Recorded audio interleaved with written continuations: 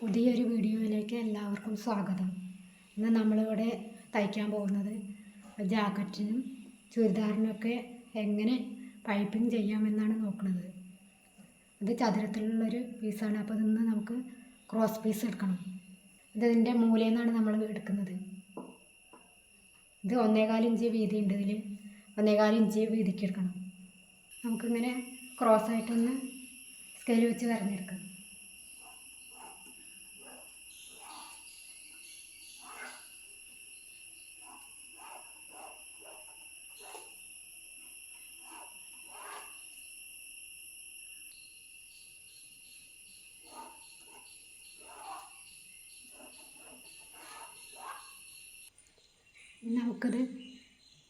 നമുക്കിത് കട്ട് ചെയ്തെടുക്കാം.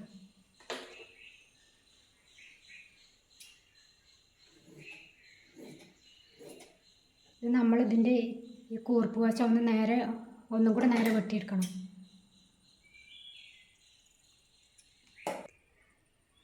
നമ്മളിനി ഇത് കൂട്ടി യോജിപ്പിക്കുകയാണ്. കൂട്ടി യോജിപ്പിക്കുമ്പോൾ അത് നമുക്ക് ഇങ്ങനെയാണ് വരേണ്ടത്.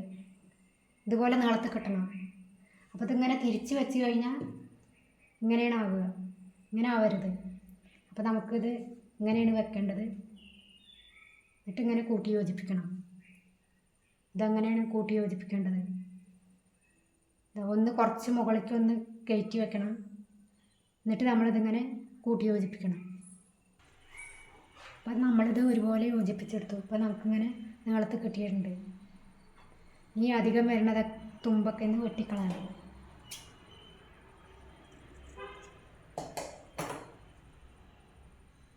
ഇതൊക്കെ നമ്മൾ വെട്ടിക്കളയണം.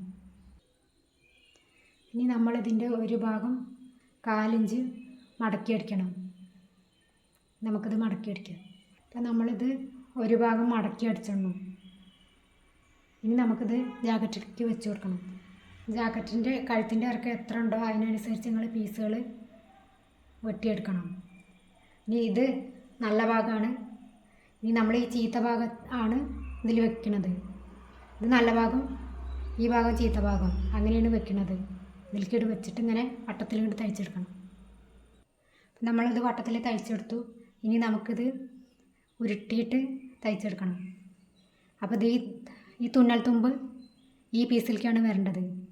ഇത് മടക്കുമ്പോൾ ഇത് ഇതിൻ്റെ ഉള്ളിലേക്ക് വരണം. ഇങ്ങനെയാണ് വരേണ്ടത്. ഇങ്ങനെ വരണം. വന്നിട്ട് നമ്മൾ ഈ പീസിലേക്കും തുന്നൽ തട്ടാൻ പാടില്ല. ഈ പീസിലേക്കും ആവരുത്. ഇതിൻ്റെ ഒരു കുഴിയുണ്ടല്ലോ, ആ കുഴിയിൽ കൂടെ വേണം ഈ തയ്ക്കൽ വരാൻ. നമുക്കിനി തയ്ച്ചെടുക്കാം. ഞാൻ വീണ്ടും ഒന്നുകൂടെ പറയുകയാണ്. ഈ തുന്നൽ തുമ്പ് ഇതിലേക്ക് വരണം. ഇങ്ങനെ മടക്കുമ്പോൾ ഇതിൻ്റെ ഉള്ളിലാണ് നിൽക്കേണ്ടത്. ഇതിപ്പോൾ നമ്മൾ തയ്ച്ചെടുത്തണം. ഇത് നമ്മൾ കഴുത്ത് തയ്ച്ചെടുക്കുമ്പോൾ നിങ്ങളിതിൻ്റെ വണ്ണം ഒരേപോലെ ആവാൻ ശ്രദ്ധിക്കണം. ഇത് കുറച്ച് വയസ്സായ ആളുടെയാണ്, അതുകൊണ്ടാണ് ഞാൻ കുറച്ച് കഴുത്തെടുത്തത്.